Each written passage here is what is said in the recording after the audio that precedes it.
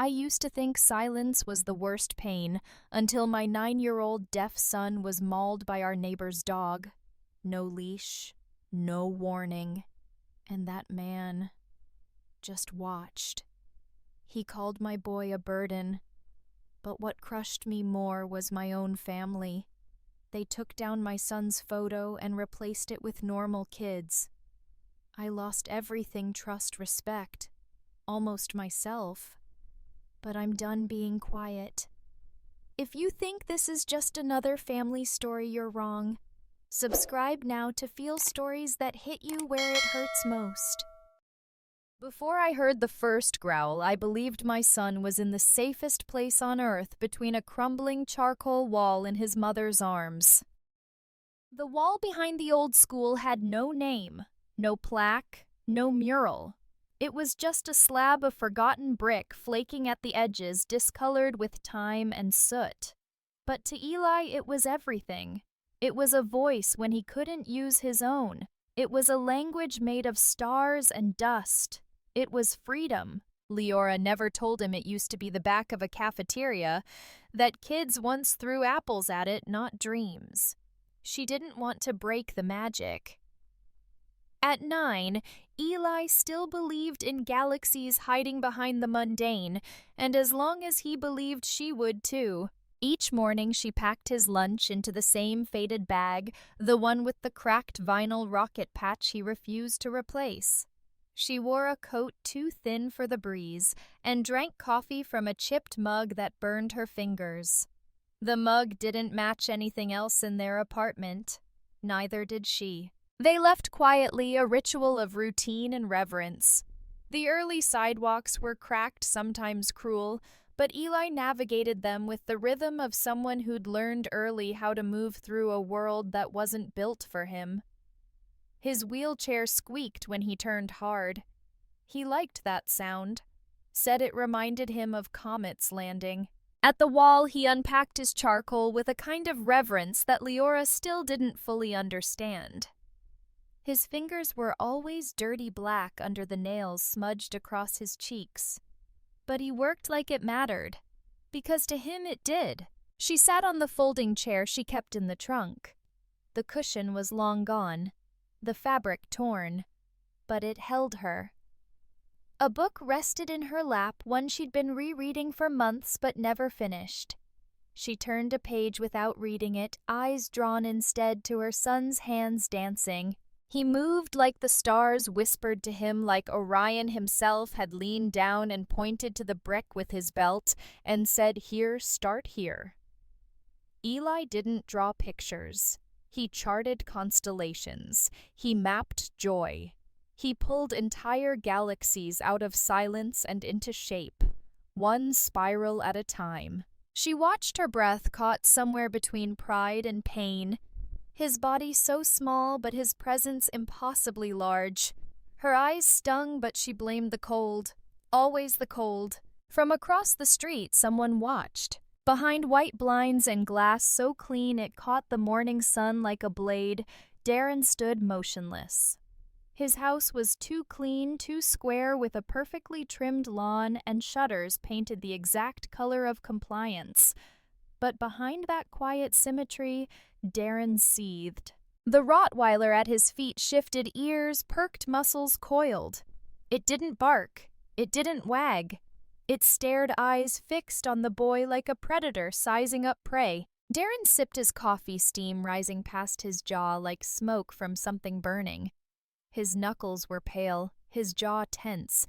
He didn't blink. Every day the same thing. That wall, that kid, those stars. And Liora, pretending like she belonged there, like they all did. He turned away from the window only for a moment before stepping through the door and onto the porch. The dog followed, no leash, just obedience, pure and tight. The morning was quiet.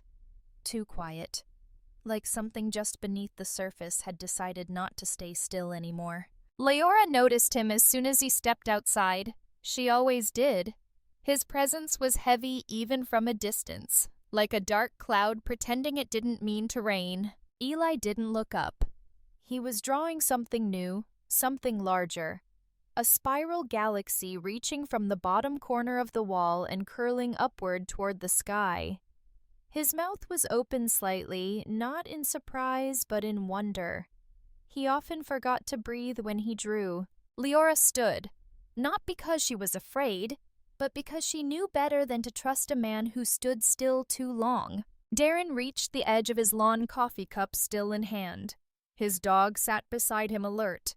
No bark, no growl, just watching. And then without raising his voice, without flinching, he spoke. "He's a goddamn nuisance." 7 words. Each one slid across the air like a needle under skin. Liora didn't react right away. She let the words hang, let the silence answer for her. Then she stepped off the curb, crossed the short stretch of grass between the sidewalk and the wall, and knelt beside Eli. He hadn't heard the words, not really. But something in the air had changed. He looked up, charcoal in hand, eyes searching hers. She smiled soft and firm and signed, "You're safe." He nodded once, but his hands didn't move again. Darren stood there a moment longer like he was waiting for something. Maybe an apology, maybe a confrontation, maybe just proof that he could still make the world flinch. But no one flinched. Eventually he turned. The dog followed. The door closed. Liora exhaled slowly, her hands still on her knees, her gaze still on her son. She didn't know it yet, but that morning was the last time Eli would ever finish a constellation. The last time the wall would be just a wall. The last time silence would feel like safety. From that day forward, everything changed. The stars on the wall would fade. The blood would come. And in the hollow that followed, they would learn exactly what happens when you call a child like Eli a nuisance. And worse, when the world agrees. The sky that afternoon was the color of old brass, bright but dull at the edges. It was the kind of light that made the world look softer than it was, like it was trying to play nice before the damage came. Eli sat alone near the edge of the abandoned playground, his wheelchair angled just so, facing the brick wall that had become his voice. His charcoal stick moved in quick, confident lines across the rough surface. Even without sound, you could hear the rhythm of it, the story he was building, a galaxy scattering outward in every direction. He didn't know his mother had forgotten his water bottle. Didn't know she'd cursed quietly to herself, rushed back toward the apartment 2 blocks away, texting, "Stay by the wall, 5 minutes, love you." He didn't respond. He didn't need to. This was his space, his language, his calm. The air was light with dust and the whisper of dry grass. The only other sound was the creak of an empty swing rocking lazily behind him, pushed gently by the breeze. He didn't see Darren in the backyard. He didn't hear the screen door slam. He didn't hear the growl low and gathering behind a fence. But Darren was watching. He'd been watching for days, maybe weeks, silently cataloging Eli's presence like a leak he couldn't stop. His dog Buster paced behind the wooden gate, tail stiff, eyes forward, ears pinned. No barking, no leash, just pressure, just readiness. Darren had been waiting for the moment when no one else was around. It came without a build-up, without a drum roll. Just a single bark, short and brutal, and then Darren's voice slicing across the empty lot like a gunshot. "Get that thing off my property!" Eli turned. Not fast, not with panic, just confusion. He scanned for his mom. No one. He tried to sign something, unsure who he was talking to. He didn't get the words out. The gate crashed open. No hesitation. No leash. The Rottweiler bolted across the playground like it had trained for this moment, straight line trajectory, 0 pause. No growl, no snarl, just pure forward momentum. Eli didn't scream. He never screamed, but he raised his arms, palms out, reflex, maybe instinct, trying to shrink. It didn't matter. The dog hit the side of the wheelchair like a battering ram, flipping it sideways. Charcoal sticks scattered. The wheel spun wildly. Eli hit the ground shoulder first, a muffled grunt bursting from his lungs. And then the dog was on him. Its teeth sank just beneath his ribs through shirt and skin, clamping down with the wet sound of muscle giving way. Blood bloomed instantly, staining the sidewalk, washing through the chalk drawings like someone spilling red ink on a dream. Still no scream, just a sound, a gurgle, a small broken gasp as Eli's hands flailed not in defense but in search for something, someone. No one moved. No one from the nearby homes. No one from behind the curtains that rustled and then stilled. Only Buster moved his head, jerking his body braced, locked into the violence like it was second nature. When Liora turned the corner, she didn't see Eli at first. She saw the wheelchair, saw it sideways, saw the streak of black on the ground like someone had tried to erase him. Then she heard the sound. Not barking, not screaming, just the muffled rhythmic thump of impact. She dropped the water bottle. She ran. She didn't feel her knees hit pavement, didn't feel the skin split open on her palms. She just threw herself between her son and the dog, grabbing fur, collarbone, anything. She pulled. The dog's snarled jaws still clamped. Eli's body spasmed beneath it. "Get off him!" she roared, and it didn't come out like a mother. It came out like something ancient. The dog turned toward her, teeth red. She grabbed a broken branch near the edge of the grass and struck it once. Then again. The branch snapped. The dog staggered, stumbled sideways. Eli was bleeding, his shirt soaked, his eyes wide, unfocused. She pressed her hands to his side, but the blood was too fast. Too much. From across the yard, Darren stepped out from behind the fence. Calm. Hands in pockets. Like he was watching a neighbor yell at a lawnmower. "Should have stayed in your lane," he said. Liora couldn't even look at him. She was shaking, screaming. Someone finally called 911. The sirens didn't wail. They drifted. 2 officers showed up, not rushing, not alarmed. One of them knelt by the dog, now sitting calmly at Darren's side. The other looked at Liora, her shirt soaked, her son pale and slick with blood, his hands limp. "We got a call about a disturbance," the officer said, pen already in hand. "Can you explain what happened here?" She stared at him like he was made of smoke. Her hands were red. Eli's breath was shallow. "He attacked my son," she said, voice hoarse. "That dog."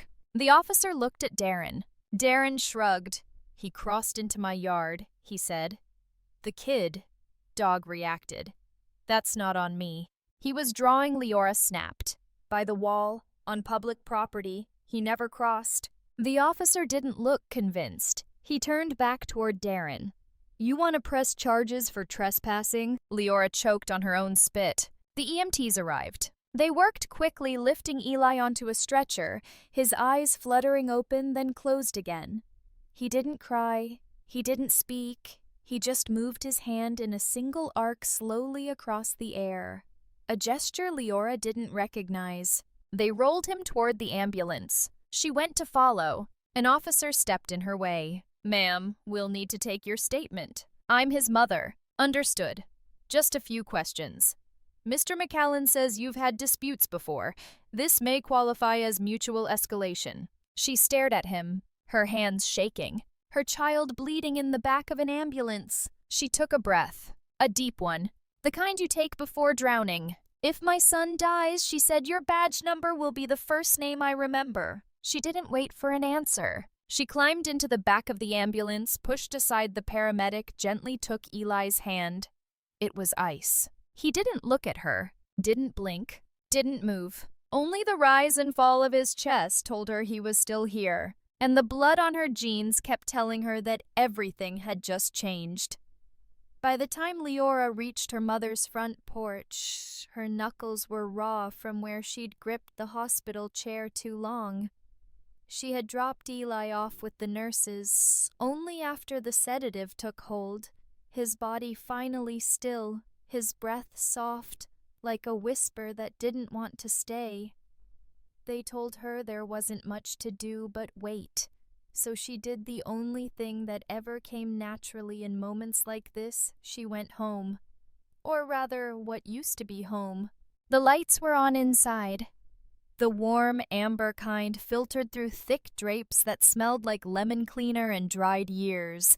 The house hadn't changed. Neither had the silence she stepped into when she knocked. Her mother opened the door as if she hadn't heard the news, as if Eli's blood wasn't still drying on Liora's sleeve.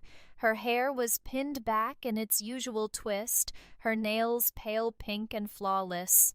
She didn't ask how Liora was, didn't even say her name. She just stepped aside and said, "We just sat down for dinner." Liora entered because there was nowhere else to go. The dining room was set like a catalog. Polished wood, flickering candles, folded cloth napkins. Her father sat at the head of the table, chewing methodically through a piece of roast chicken. Across from him, Val, her sister-in-law, chatted about school awards her daughter had won. Liora stood in the doorway, still in the clothes from the hospital. Her shoes tracked dried dirt onto the white rug. No one got up. Her mother gestured toward an empty seat. "There's food." She sat, not because she wanted to, but because her legs wouldn't hold her standing any longer. She reached for the water glass, her hands trembling. No one noticed. Her mother passed the salad bowl as if nothing in the world had ruptured. Then, halfway through Val's story about a PTA fundraiser, her father set down his fork and turned to Liora. "We heard about what happened," he said, "and we're all glad Eli is okay." There was a pause, too long. Then came the second half of the sentence. "But you can't keep letting things escalate." Liora blinked. "He was attacked," she said, her voice low, slow like she was still underwater. "He was drawing stars. And that dog—" "I know, honey," her mother interrupted, smoothing a wrinkle from the tablecloth that wasn't there. "But you've always known how Darren is, and we've told you. You can't just let Eli run wild with that chalk. He draws on everything." "He's not running wild," Liora said, her throat tightening. "He's expressing himself. He was—" Her father raised a hand, not unkindly, but firmly. "Liora, you brought him into a neighborhood that doesn't understand him. And then you leave him alone even for a second and things like this. Well, it's unfortunate." Val dabbed her mouth with her napkin. "And traumatizing for everyone." Liora turned toward her finally. "You think you're traumatized?" Val's expression didn't change. "No one's blaming you. But you know what people are like. You isolate him. You don't let him integrate.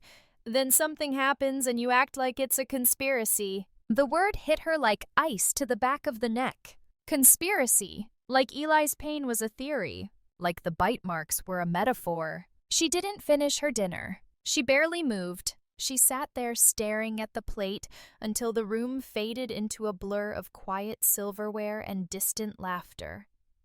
Until her mother said in the soft, careful tone she always used right before delivering the final blow, "You know we love him, Liora, but people don't know how to be around him, and sometimes it's easier to not make it harder for them." Liora pushed back her chair. No one stopped her. She walked down the hallway, her steps barely making a sound.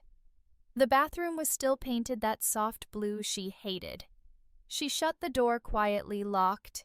It leaned back against it like she was holding herself in. Her reflection in the mirror looked like someone else.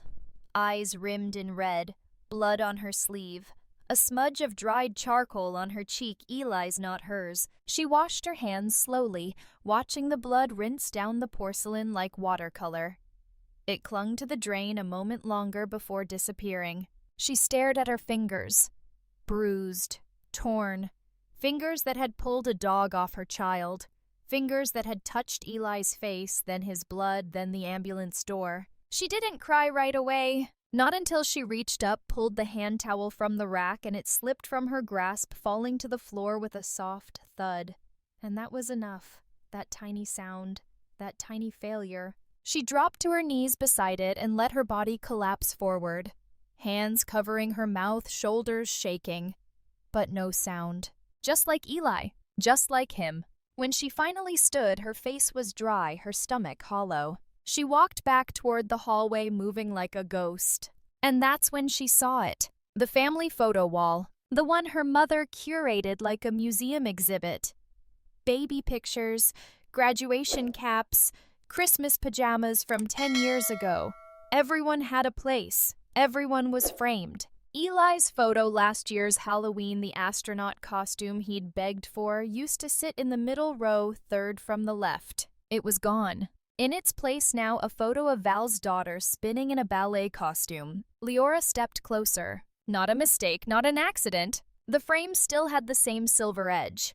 The one she bought. The one she put Eli in. She reached out and touched the glass. She didn't scream. She just said his name once under her breath. Then she turned toward the kitchen. Her mother was wiping the counter. "Where's Eli's picture?" Liora asked. Her mother didn't turn around. "We've had some visitors lately," she said, "and well, you know how people talk. I didn't want anyone to feel uncomfortable." Liora stared at her. "Uncomfortable? It's just a photo, sweetheart. I still have it. I just moved it. You're being sensitive." She couldn't breathe. She couldn't see. She walked to the door and didn't look back. Her mother didn't call after her. Back in her car, she sat with the engine off. The interior was too quiet. The blood-stained sleeve itched her skin. Eli's small voice days ago whispered in her mind, "Do stars ever disappear forever?" She pulled out her phone, opened the camera roll, scrolled until she found the photo, the one that used to hang on that wall. Eli, arms wide in the silver suit, his grin missing a front tooth, charcoal smudged across his forehead. She stared at it. She took a breath, then another. And then she said aloud to no one, to everyone, "If they want to erase him, I'll make damn sure the whole city sees him instead." The blood was still there. Not all of it. The rain had come through the night before, just a light drizzle, not enough to wash anything away, only enough to smear the edges. But if you knew where to look, if you understood the exact arc of where a small child's body had fallen, you'd see it. Liora stood in the playground's shadow before the sun fully cleared the rooftops. Her fingers were cold around the phone, and she didn't bother hiding the way they trembled. She crouched low near the base of the wall where Eli had drawn his last constellation, the one he never finished. The chalk had melted into the concrete, now dissolved into cloudy purple streaks where red had stained over blue. She took the photo, then another, then a close-up of the curve that had once been a star. The wheelchair's scrape mark was still visible too, dragged sideways from the impact. The charcoal tin, she had found it in the grass 2 feet away, one side bent inward like someone had stepped on it. She didn't cry, not here, not again. She stood and turned eyes locking on the corner store across the street, the one with the tilted security camera above the door and the handwritten cash-only sign taped to the glass. Inside, the clerk was wiping down the countertop. His name tag said Frank in faded block letters. He didn't look up when she entered. "I need your security footage from Tuesday," she said. He looked at her, then her sweater, then her eyes. "What time?" "Between 3 and 4, facing the park." He hesitated, hands pausing mid-wipe. "You a cop?" "I'm a mother," she said. That was enough. 10 minutes later, he handed her a USB drive and said, "I didn't see much, just shadows. But the camera doesn't lie." She didn't thank him. She left with the drive clutched so tight her palm ached. At home, she opened her laptop like it might explode. She clicked through the footage frame by frame, second by second. There was no sound, only motion. At 3:12 p.m., the camera caught a figure, small, familiar drawing on the far wall. At 3:14, the blur of an open gate. At 3:15, movement, a shape sprinting across the grass. At 3:15:04, the shadow that hit him. Her hand went to her mouth. Then she paused, rewound, slowed it. There behind the blur of the dog stood Darren. At the fence, watching. He didn't move, didn't run, didn't even flinch. She printed the frame. Liora didn't believe in smoking guns, but she believed in shadows that stood still when they shouldn't. She made calls next. Quiet ones, pretending to be calm. She dialed the local animal control office first, gave Darren's address, his dog's breed, the date of the incident. She asked one question. "Has this dog been reported before?" The woman on the line clicked keys. There was a pause. "Then yes, twice, both under inadequate restraint and aggressive behavior." Liora's fingers tapped the desk. "Any citations?" "One formal, one warning." The warning came from a public works crew. Said the dog was loose, chased a city truck. "Was that in writing?" "Depends who's asking." Liora didn't press. She thanked the woman. Then she printed a copy of the violation summary she found buried in the city's online archive. Darren McCallan, June 8th, citation number 443B. The dog was never trained. The dog was never safe. And someone had already known. She made one more call that night to the neighborhood management office, asked when the next HOA meeting was scheduled. The voice on the line said, "Next Tuesday, 6 p.m. Why? I'd like to sit in." "You're not on the board." "I'm a resident." A pause. "Then, technically, all meetings are open attendance. But if you interrupt, I won't." She didn't sleep that night. The next morning, Liora left Eli's room quietly.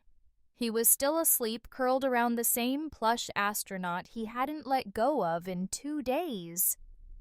She stepped over the creaky board in the hallway and opened the junk drawer in the kitchen. At the very back, buried beneath old batteries and dead pens, was a voice recorder. It still worked. She charged it, tucked it into the lining of her tote bag, and showed up 15 minutes early to the HOA meeting. The room was pale blue, too cold, lit with fluorescent lights that made everyone look like corpses. She chose a seat in the back. Darren sat near the front. He didn't see her, or maybe he did and didn't care. The meeting started with a discussion about fence maintenance and tree trimming. Liora pressed record. The device glowed red in the dark of her purse. Then came Agenda Item 7, Community Pet Policy. Darren spoke first. "There's been some concern about off-leash activity," he said, his tone steady. "But I'd like to remind the board that state law allows certain exemptions for service animals." Someone muttered agreement. Another voice chimed in, "There's no evidence the child in question followed the rules either." Her pulse jumped. She kept still. Darren continued. "This is about neighborhood safety, about optics.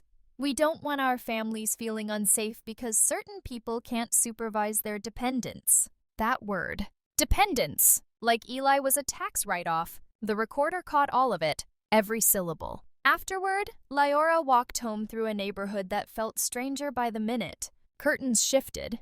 No one waved. No one asked how Eli was. She reached her door, unlocked it, and stepped inside. The air was thick with quiet. Eli sat on the couch, still in his pajamas, staring at the blank TV. He didn't look up when she entered. She knelt beside him and reached for his hand. He didn't pull away, but he didn't grip back. She stood, walked to the printer, and pulled out the photo she'd taken that morning, the last chalk piece Eli had drawn. The one Darren's dog had destroyed. She scanned it, adjusted the contrast, then printed it in full color 11 by 17. It looked like a supernova caught mid-collapse. Black and red and violet bleeding into each other. She didn't label it, didn't caption it. She printed 5 more, then 10. She slid each one into clear sleeves and tacked them to the front window, to the mailbox, to the community bulletin board by the park. She didn't ring bells, didn't knock on doors. She didn't scream. She simply filled the silence. By morning, the stars were everywhere, even the ones drawn in blood. It started with a voice, not a scream, not a bark, not even a name. Just a voice, flat practice, deliberate, recorded from the back of a room where people wore name tags like armor and passed policies like quiet weapons. Liora sat alone in the living room, the glow of her laptop casting shadows against the ceiling. Outside, the world was still. Inside, her breath was the only thing she could hear until the recording played. "He's not a qualifying resident. There are bylaws. We're here to protect the neighborhood, not cater to liabilities." Pause. Another voice clipped and Prim joined in. Technically, the boy's name isn't even on the lease, and as far as ADA goes, there's no documentation filed with the board. Leora's hand twitched on the mouse. Then Darren spoke. We can't let emotion override order. If we start rewriting policy for one kid, we open the door for chaos. This isn't personal, it's structure. Liora sat back in her chair, the words soaking through her skin like oil. She played the clip again, this time slower. Not because she didn't hear it, but because she needed to feel every word hit. Not a qualifying resident. Her son, 9 years old, blood still drying in her memory, reduced to a clerical inconvenience. A checkbox. A footnote in their version of order. She clicked pause. Her hands were shaking, but not from fear. From fury. The recorder sat on the table beside her, still warm. Still alive. It had captured every syllable in that room, the cadence of compliance, the quiet stripping of dignity. And yet when she uploaded the file to the online police submission portal, attached her notes, her photos, her printed citations, they sent back a single sentence. Due to insufficient actionable evidence and no current criminal investigation, we are unable to pursue this matter further. Liora didn't scream. She didn't cry. She sat at the table for 3 hours, unmoving, the glow of the rejection email still pulsing against her screen like a heartbeat she couldn't silence. Eli hadn't spoken since the hospital. 3 days, 3 sunrises, 3 dinners left cold on the table. His eyes followed movement but never met hers. His hands had stopped moving. No signs, no sketches, just stillness. The kind that turns into stone if you let it. She tried to draw him back, left his favorite cereal in the bowl with the rocket ship on it. Tucked the blanket he loved, space-themed edges frayed around him when he napped. Put the charcoal tin back on his nightstand, even though she wasn't sure he'd ever touch it again. She sat beside him on the floor, her laptop resting on her thighs, playing old videos on mute clips of him drawing at the wall, humming that little off-tune song under his breath, stars forming beneath his fingertips like they were real. But nothing broke through until the 5th night. She found him sitting at the kitchen table, the overhead light off, only the fridge glow lighting the room. His back was to her. He didn't flinch when she stepped in. She didn't speak. On the table in front of him was a sheet of printer paper. Blank. Except for a single dot of charcoal in the center. One mark. One tiny burn of black on white. His hand hovered over it, fingers smudged. She moved slowly, sat across from him. He didn't look up. She leaned in, resting her chin on her palm, not saying a word. He slid the paper toward her, just an inch. Then he tapped the dot. Once. Twice. 3 times. She understood. It was him. That dot was Eli. Alone. Centered. Stuck. She didn't cry. She whispered, "I see you," and he nodded barely but enough. Later that night, after he'd fallen asleep on the couch, arms wrapped tight around his plush astronaut, Liora sat back at her computer. She stared at the paper, then at the footage, then back at the paper. The dot wasn't just a drawing. It was a declaration. She grabbed her phone, opened the camera, placed the paper against a neutral background, and took the photo. Then she opened her notes app and typed a single sentence. "He's not invisible." She paused, looked at the screen, backspaced, typed again, "Gon kom vohing," and then she translated it beneath. "I am not invisible." She attached the audio clip, only the key line, "He's not a qualifying resident." Then the photo, then the date of the attack, then nothing else. No hashtags, no dramatics. Just one line at the top of the post. "Would you erase your child to keep your lawn quiet?" She hit post. At first, nothing happened. The view count sat still. Then it ticked upward. 15, 42, 200. The first comment came at 2:03 a.m. This made me stop breathing. Another, "I'm shaking. That voice clip, that kid's dot. What are we doing as a society?" And then, "Where's the HOA? What's their name? Who said this?" She didn't respond. She didn't have to. By dawn, the post had traveled farther than she could. Screenshots, shares, stories. A local educator reposted it with the caption, "This is why kids stop talking." A mother from 3 states over sent a direct message, "My daughter uses a chair. I see your son. I see you." Liora sat in the hallway that morning outside Eli's door holding the printed page with the dot like it was scripture. Her hands were steadier than they'd been in weeks. The war had begun, quietly, without noise, without fists. Just a dot, and a refusal to disappear. By morning, the post had left her hands. It no longer belonged to her or to Eli or to the dot on the paper that had once felt too small to matter. Now it belonged to inboxes and headlines and group chats of people she would never meet. The clip, just 14 seconds long, was everywhere, an image of charcoal on white, a voice clip murmuring, "He's not a qualifying resident," and a single frame of a boy's hand hovering over silence. It didn't need music. It didn't need drama. It had truth and truth when unedited cuts deeper than sound. By noon, it had been shared by 3 local journalists, 1 disability rights attorney, and a viral account that usually posted wedding videos but had written, "I don't post things like this, but I'm a parent, and this wrecked me." That evening during the 10 o'clock broadcast, Channel 7 ran a segment that opened with a grainy video of Eli recorded a year ago at his art show at the public library. He had been smiling shy but proud, his hands signing a slow sentence that Liora hadn't seen since. He signed Con Convohing. Subtitles rolled beneath his hands. "I am not invisible." The anchor, a polished man in a perfect suit, looked momentarily undone as he turned back to the camera. The child in this video, 9-year-old Eli Freeman, was hospitalized last week after being attacked by an unleashed dog belonging to a member of the Meadowgate HOA. Allegations have since surfaced that the boy and his mother, Liora Freeman, were intentionally excluded from community protections due to Eli's disability. It played on a loop, in hospital waiting rooms, in living rooms, in the lobby of her apartment building where the TV usually blared real estate ads. Liora didn't watch it live. She watched it from her phone, seated at the edge of the bathtub while Eli slept in the other room. The light flickered.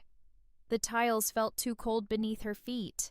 But when Eli's hands came on screen when he signed that sentence, she felt a shift inside her that wasn't anger, wasn't grief. It was something older, something louder. The truth had spoken, and people were listening. The next day, her inbox flooded. Some messages came from strangers. Others came from city reporters. But one unsigned and untraceable arrived in a blank email with no subject and one attachment, a PDF labeled Incident Report MIR 3027A. She hesitated, clicked. It was a scanned copy of a document filed in 2019, 2 years before she and Eli had moved into Meadowgate. The title read Dog-Related Injury Minor, HOA Non-Compliance Follow-Up. The name of the dog buster, the owner Darren McAllen. The victim, child age 7, nonverbal. There was no photo, no last name, but the report included details. Child was approached and pinned to ground. Minor injuries. Mother stated, child did not provoke. No further action taken. Liora read it 3 times. Her hands were shaking. They had known. They had known before Eli.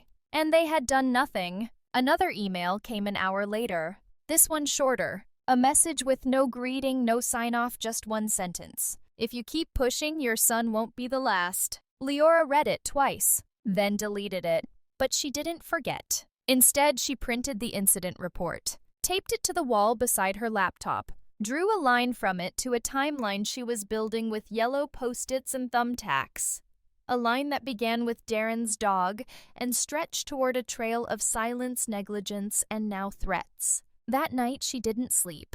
Not in a restless way, but in the way a person doesn't sleep before a battle they didn't start but refuse to forfeit. She spent hours cross-referencing names from the HOA website, checking old meeting minutes, cataloging every sentence that sounded too measured to be innocent. And still no word from her family. No call from her mother. No text from Val, not even her father asking, "What exactly did you say in that video?" Silence, it seemed, was hereditary. But something else changed that night. Just past midnight, Liora stepped out of her bedroom and saw a sliver of light coming from under Eli's door. She knocked once. No answer. She opened it gently. He was sitting at the desk, the one she had refinished from a thrift store where he kept his model rockets and books about the solar system.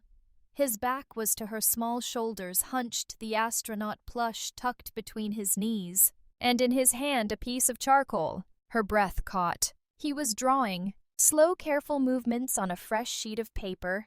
Nothing big, nothing grand, just a small shape. A spiral. She didn't say anything. She stepped closer, the floor creaking slightly beneath her. He paused but didn't stop. After a moment, he set the charcoal down, then turned to face her. His voice was rough, uneven, like someone finding it again after too long in the dark. "Mom," he said, "I want to draw again." She nodded, too fast, too full, but didn't speak. He reached for her hand, not for comfort, but for ink. He pressed her fingers gently against the corner of the page, left a smudge, then looked up, his voice steadier now. "But I don't want to do it just for me." Liora crouched beside him, pressing her forehead gently to his. "Then we won't," she whispered. "We'll do it for every kid who thought they had to stay quiet." She didn't know it yet, but the new drawing, just a spiral, a dot, and 2 sets of fingerprints would be the next image to go viral. Not because of who made it, but because of what it meant. A child reclaiming space. A mother drawing the line. The lock was older than it looked. Liora stood under the cracked security lamp behind the HOA Recreation Center. Her breath shallow, one gloved hand tight around the handle of a flathead screwdriver. The air carried the kind of stillness that comes before a storm or before someone breaks a rule they can't come back from. She glanced behind her. No footsteps, no headlights. Just the hum of faraway sprinklers and the faint blinking red of the security camera over the tennis court pointed in the opposite direction. She'd mapped it all earlier that day, timing the lights, the patrol schedule, even the municipal trash pickup that masked her footsteps. Now it was just her, a rusted doorknob, and the silence of everything they had tried to keep buried. The shed had been there for decades, once used for pool chairs and garden hoses, now maintenance only according to the sign. But she'd seen the board members slip in and out after meetings, always when no one was looking. Once she'd watched Darren enter and emerge 12 minutes later with nothing but a clipboard and a smile. She wedged the screwdriver under the latch, tilted, applied pressure. The bolt clicked with a sound that felt too loud in the dark. The door creaked open. Inside, the air smelled of bleach rust and something else, old paper and neglect.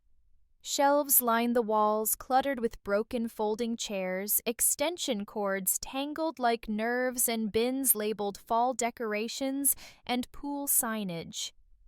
But it was the filing cabinet in the back, gray, thick locked, that she moved toward like it had gravity. She pulled at the top drawer, stuck. The second, open. Inside, manila folders, dozens stacked unevenly, their tabs smudged from use.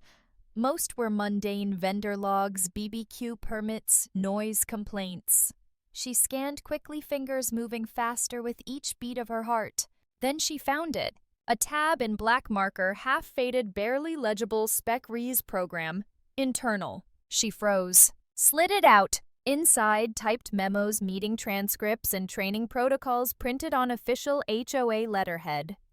At the top of one page, Pilot Behavior Integration Initiative for Special Residents, Phase 1 Observation and Conditioned Response. Her throat tightened. She turned the page. Phase 2 Stimulus Familiarization. Below it, bullet points. Introduce non-threatening target wheelchair crutches braces. Control animal response to visual triggers. Reinforce perimeter testing behavior with praise or correction. Deploy animal into live environment. See common area parameters. She kept flipping. One page showed silhouettes, generic shapes of people in assistive devices. Another had a checklist labeled Observed Behaviors of Non-Compliance, with items like vocal repetition, physical stimming, and unauthorized use of chalk or sidewalk space. Her hands shook. She wasn't just holding policy. She was holding a weaponized experiment. The last page stopped her cold. It was handwritten, slanted, rushed, a timeline. March. Select candidate. April. Test boundaries. May. Live contact. June. Cleanup. There was a name scribbled in the corner, D. McCallan. She stuffed the file into her backpack, closed the drawer, slid the door shut behind her, and didn't breathe again until she was 2 blocks away. Back home, she didn't turn on the lights. She opened her laptop, set the file beside her, and began typing faster than she ever had before. Her fingers blurred. She didn't write it as a mother.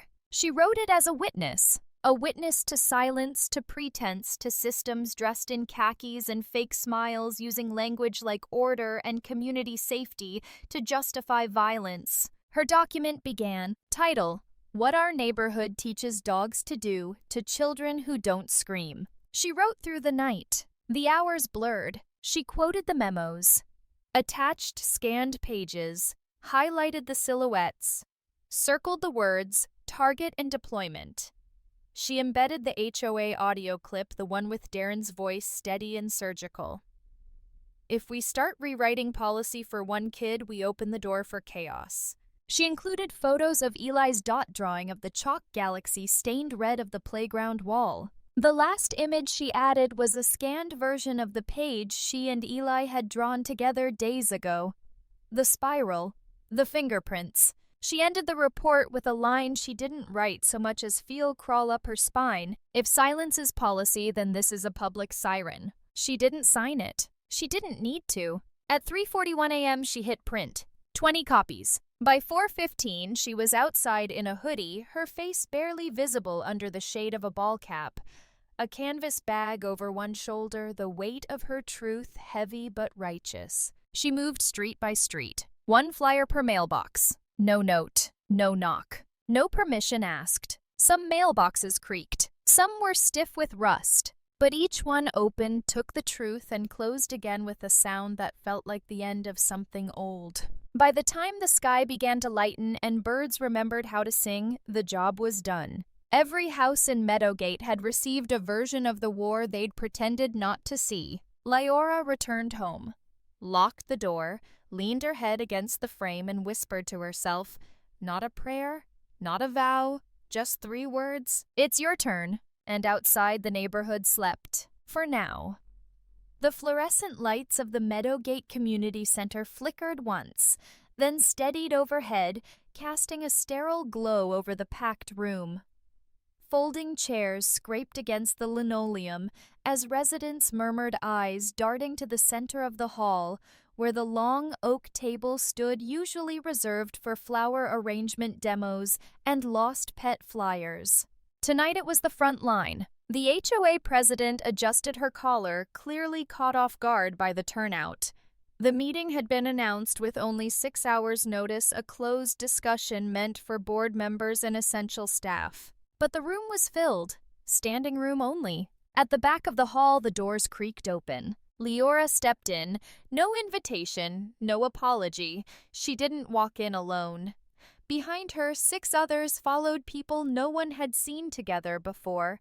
A Latina nurse with a limp, an old man gripping a rusted walker, a young black father holding a framed photo, a teacher with a service dog, a grocery clerk with a stitched scar near her eye, and an elderly woman in silence clutching a laminated drawing. All had been touched in ways small and brutal by Darren McCallan. All had kept quiet. Until tonight. The air tightened. Liora walked to the center aisle with the calm of a mother who had cried every tear there was to cry, and now had only steel left in her bones. She didn't raise her voice. She didn't need to. I wasn't invited, she said, but I brought receipts. She placed a stack of papers on the front table, documents, reports, email threads, printed screenshots of HOA training language. Then she turned around. Behind her, the screen lit up. A portable projector clicked on. Slide 1, a photo of Eli's chalk galaxy still faintly stained in red. Slide 2, a screenshot of the HOA memo observation and conditioned response, Phase 2. Slide 3. Darren's signature under a line that read, "Subject non-compliant. Redirect protocol engaged." Slide 4. Eli's small hand covered in charcoal pointing to the sky in a sketch captioned, "I am not invisible." The room fell into a hush so complete that even breathing felt like disruption. "This isn't about just one boy," Liora said, voice steady. "It's about who we let define what belongs here and who doesn't. It's about what silence has cost us." Her hand trembled as she clicked to the next slide. A scanned note. The one Darren scribbled on the internal planning document Phase 3 must not be delayed contained before escalation. Murmurs stirred in the crowd. Then came the voice that cut through like a blade. "I know that handwriting." All heads turned to a tall, wiry man in the third row. His beard was white, but his voice cracked with the weight of withheld truth. "That's Darren's." No one asked how he knew. They believed him. Then a woman stood. Her cane tapped once firm. "My niece, she has cerebral palsy. Last year, she was accidentally locked out of the community pool 3 times. Same week, Darren told me he was keeping the water clear."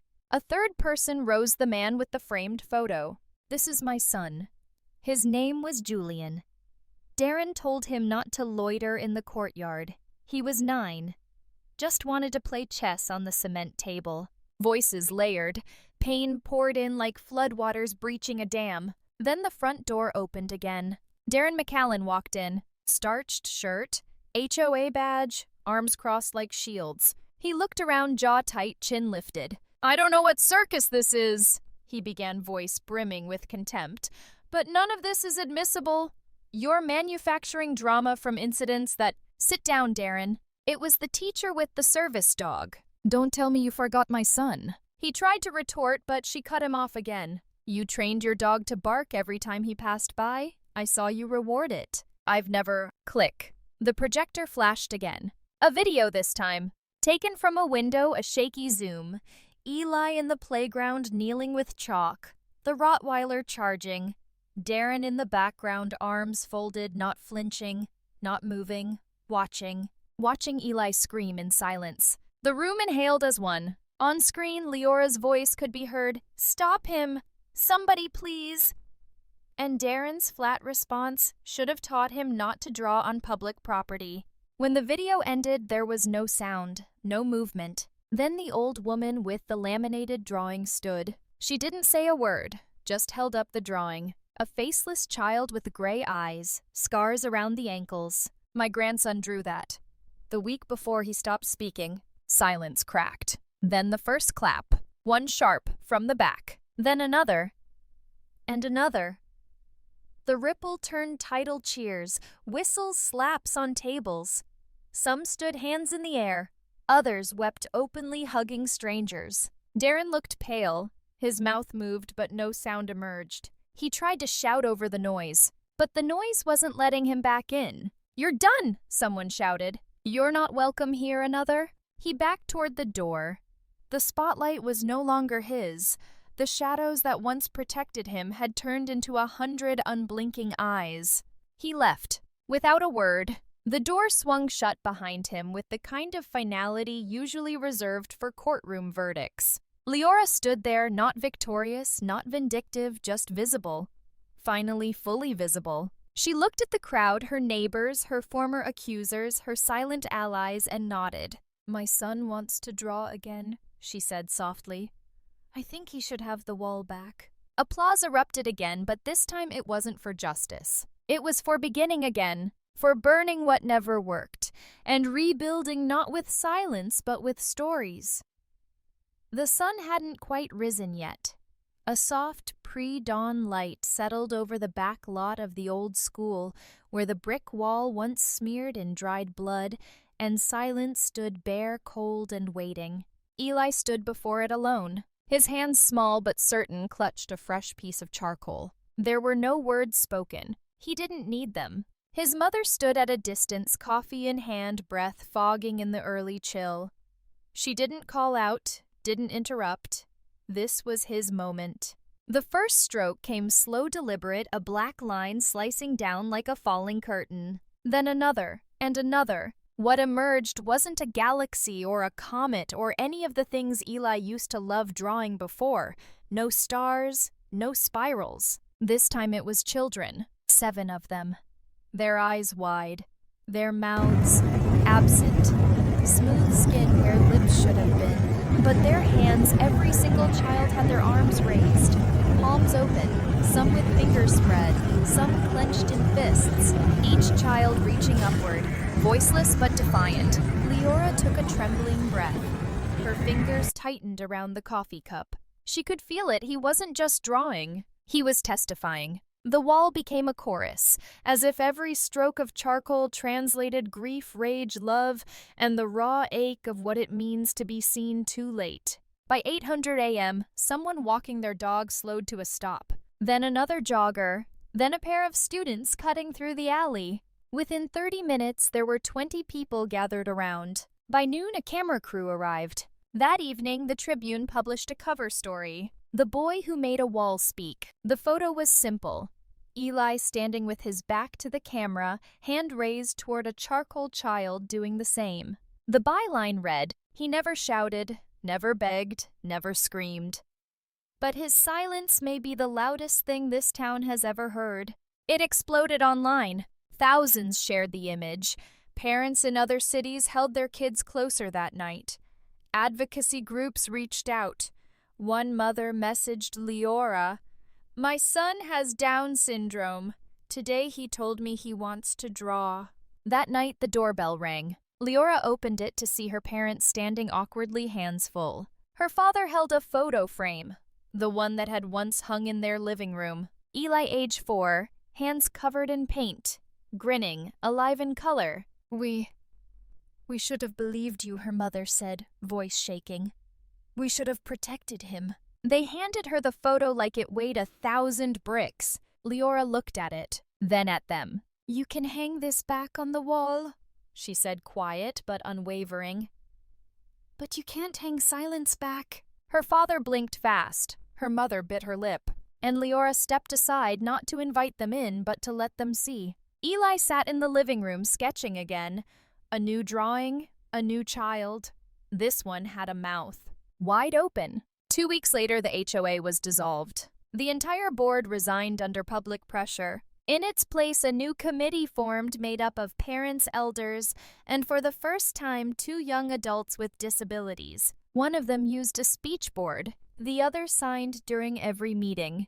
They passed the town's first ordinance, the Community Visibility and Protection Act. It wasn't perfect, but it was something. It declared every common space a safe artistic zone. It mandated leash laws, behavior assessments for pets, and disciplinary proceedings for any member of authority found to engage in discriminatory language or inaction.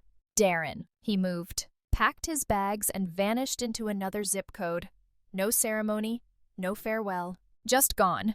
But Eli's wall remained. Liora visited it every morning, sometimes alone, sometimes with a neighbor who now smiled and nodded instead of avoiding eye contact. They'd added benches nearby. The city paid for lighting. Teachers brought students to see it. One afternoon, a class of 2nd graders arrived with chalk in their pockets. Their teacher told them to draw how they feel. One girl drew a handprint. One boy drew a house with a heart. Another drew Eli, eyes closed, mouth smiling. They were children creating a world where no one would need to scream to be heard. Liora watched, and for the first time in a long, long time, she exhaled. It started with a quiet tap of charcoal against a newly painted wall. The school had given them permission, no more than that. They'd invited Eli to draw. Not in a back alley, not behind a shuttered building, but on the main outer wall of the new elementary school just above the entrance where kids came and went each day, dragging backpacks, clutching snacks, dreaming their dreams. Eli stood in front of the smooth white concrete like it was a sheet of sky. The crowd behind him, parents, teachers, press, blurred into silence. His hand moved. A single black arc, a gentle curve, then stars, spirals, swirls of galaxies. Celestial patterns shaped by the hand of a boy once left for invisible. Each mark carried memory. The scream that never came, the scar still hidden under his shirt. The night he drew the voiceless children. But now it was resurrection. This dying unhath his galaxy didn't drip with blood, it shimmered with rebirth. Liora watched from across the street, arms folded, eyes locked on her son. Her breath caught when he added the final touch, a line of stick figures holding hands under the stars, every one of them with mouths drawn wide in song. By spring, the mural had become something of a local landmark. Field trips were organized to see it. Social workers brought teens to sit under it when they didn't want to talk. Kids left post-it notes with wishes, "I want to be brave like you." But the revival didn't end there. Liora had been planning quietly, fiercely. With savings pulled from old accounts and the unexpected donations that poured in after the news broke, she rented a space in the heart of town, a dusty, forgotten community center that once held bingo nights and now held possibility. She hung a sign on the front door. Ngôn ngữ and thân. Inside, she painted the walls with soft gray chalkboard paint. Left bowls of charcoal sticks on long wooden tables. Set up laminated charts showing American Sign Language next to children's picture books. There were no desks, only cushions, open spaces, and warmth. Her first class had 3 students. One had selective mutism. Another a stutter so severe he often cried instead of speaking. The third a girl who just wanted to draw. By week 3 they were laughing. By week 6 they were signing. By the end of the first season, she had a waiting list. Local teachers began attending her sessions asking for techniques. Therapists wrote her letters. One said, "Your classroom is what healing looks like." She never replied with the flowery words. "Just come by, we always need extra hands." Eli helped too. He didn't say much, didn't need to. He'd sit next to the kids, draw next to them, and when one of them got frustrated and tore up a drawing, he'd calmly hand them another sheet. No judgment, just quiet solidarity. One day a boy named Carter pointed to Eli's mural on the wall. "Is that a galaxy?" Eli nodded. "Why?" Eli wrote on the corner of his notebook, "Because sometimes we need a whole sky to feel heard." The boy smiled, then began to draw his own. News didn't take long to travel again. First a local blog, then a feature on a parenting podcast, then unexpectedly a national morning show. They filmed a segment called From Silence to Justice, the art of a boy named Eli. It showed his mural, his mother's center. Interviews with children who used to hide and now raise their hands in class. The segment ended with Eli standing in front of the chalkboard in their center, signing a single sentence. "When they didn't listen, I drew louder." It aired at 7:45 a.m. on a Tuesday. By noon, the center's website crashed. By nightfall, Liora had emails from 3 other states asking to replicate the program. But that night, when the cameras were gone and the phones quiet, she sat on the floor of the center with Eli beside her. They said nothing for a long time. And then Liora whispered, "Do you know what you did?" Eli nodded, smiled, and signed, "I gave my silence a job." She reached for his hand and held it tightly, not just as a mother, but as a witness to something far bigger than herself. A movement born from soot, sorrow, and a child who made stars speak. The wall was no longer a wall. It was a sky, a book, a declaration, a canvas of grief turned into triumph.